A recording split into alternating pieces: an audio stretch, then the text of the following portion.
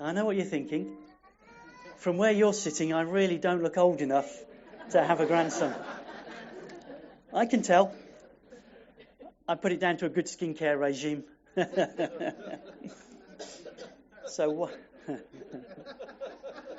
Why are you laughing?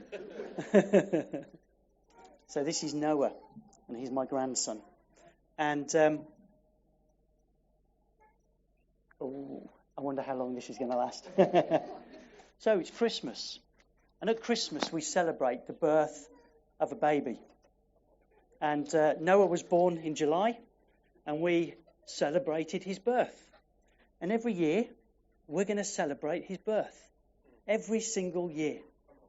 However, at Christmas, the baby we celebrate was born over 2,000 years ago. Why do we celebrate the birth of a baby from 2,000 years ago?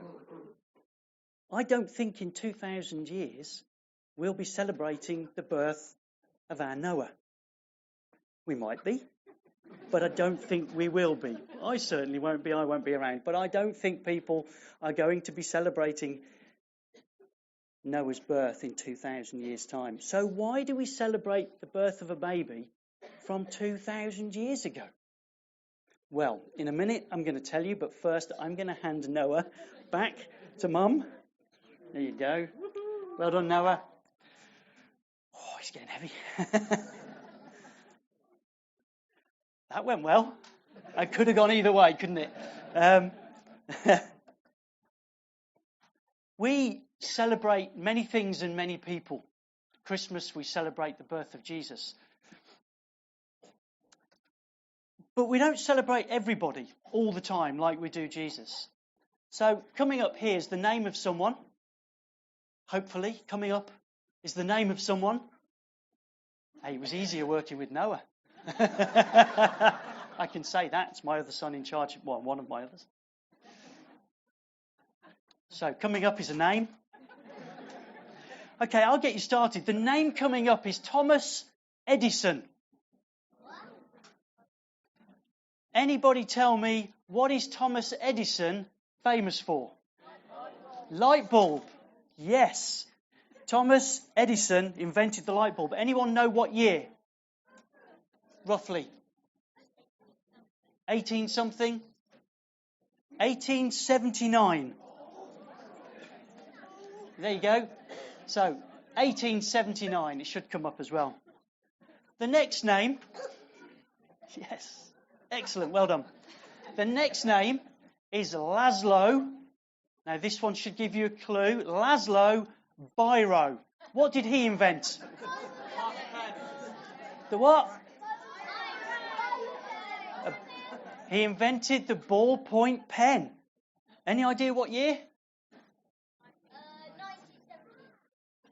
1917? No. 1938. There you go. The next one, William Addis. They're getting harder. What did William Addis invent? Washing up bowl trainers? No.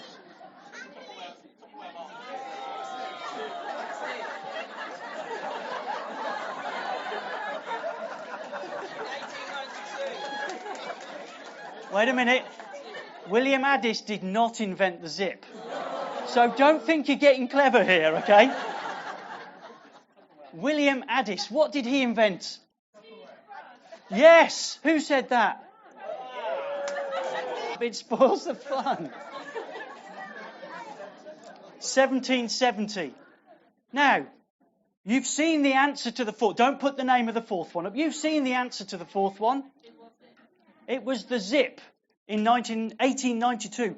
Who invented the zip? You see? Zippy? No. And it wasn't Bungle either. Who? No. According to my sources anyway, it was Whitcomb Judson in 1892. There you go. But guess what? We don't celebrate these people, do we? We don't have a festival for each of these people. We don't celebrate them. We don't remember them. Most of you won't have heard of many of these people. But then you've got people who have invented things like medicine, life-saving procedures and machines. Do you know who they are? Some of you may do. But again, we don't celebrate them. We don't have a festival all around them. So what is it about Jesus?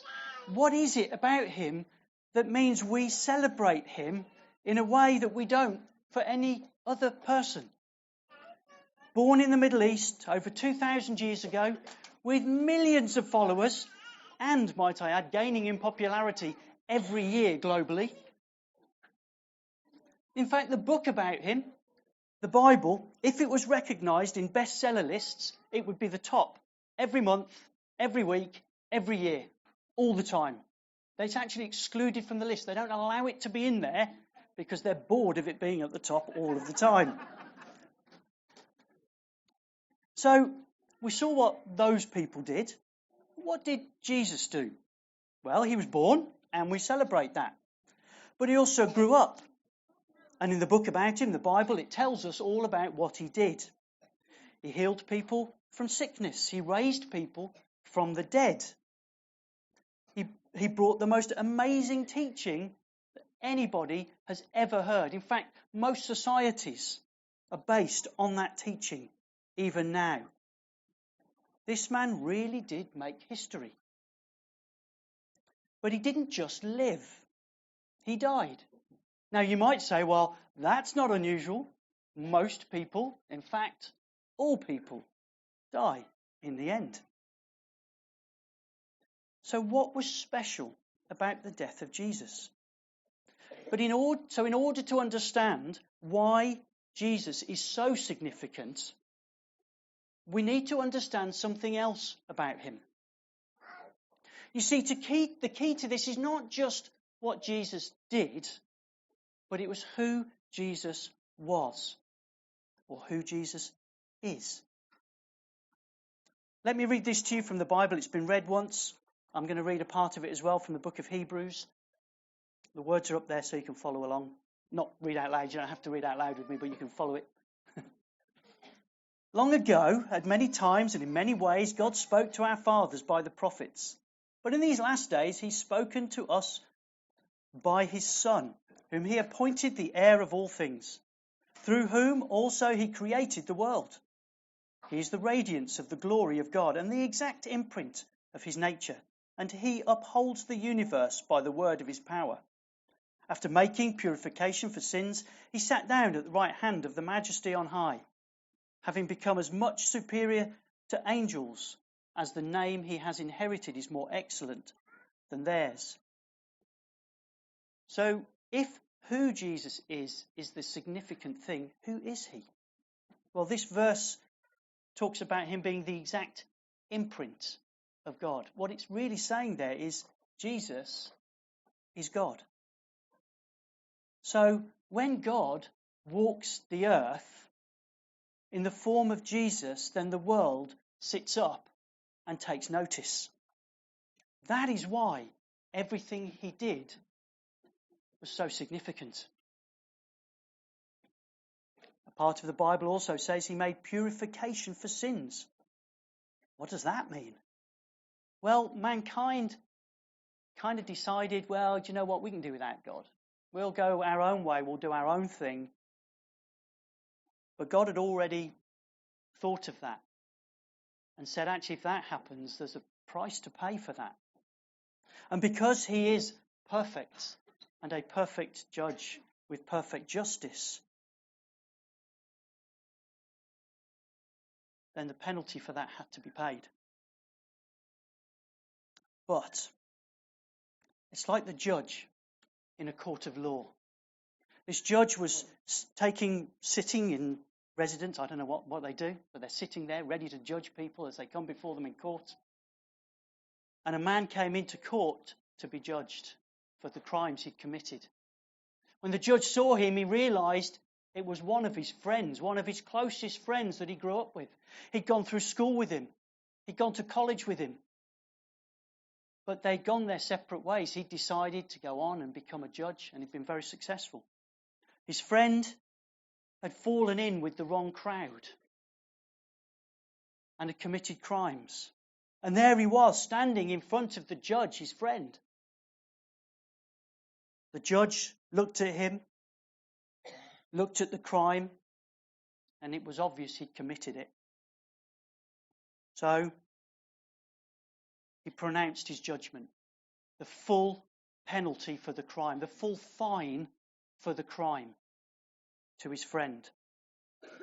Then, once he pronounced the fine, he set aside his wig and his gown. He came down from his place and he stood with his friend. He pulled out of the crime. He paid the penalty for him. This is what Jesus has done for us. The penalty for our rebellion against God was death. And the law needed to be satisfied, but our wrongdoing was paid for by Jesus. Let me illustrate this another way. Simon, can you come up and give me a hand? Thanks. You see, as we go through life, we accumulate all sorts of stuff. We do things wrong, things the Bible calls sin. And we wear them. It might be that you're a thief. Or it gets worse. Or a liar. I picked my victim carefully. Because I knew he wasn't any of these things.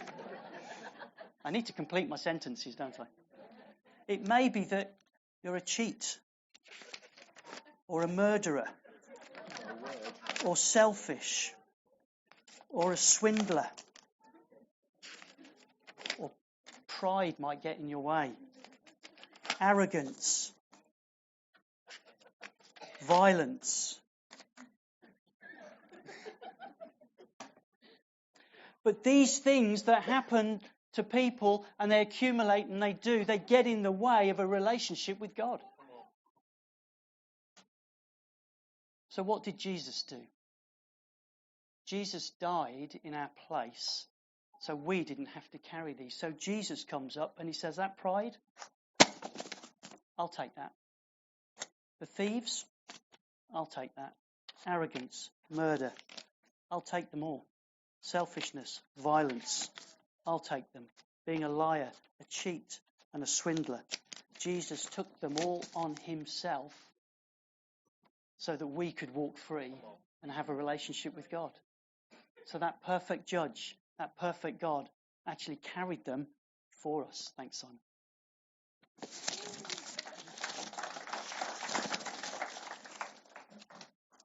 He carried those things for us. That's what the Bible tells us.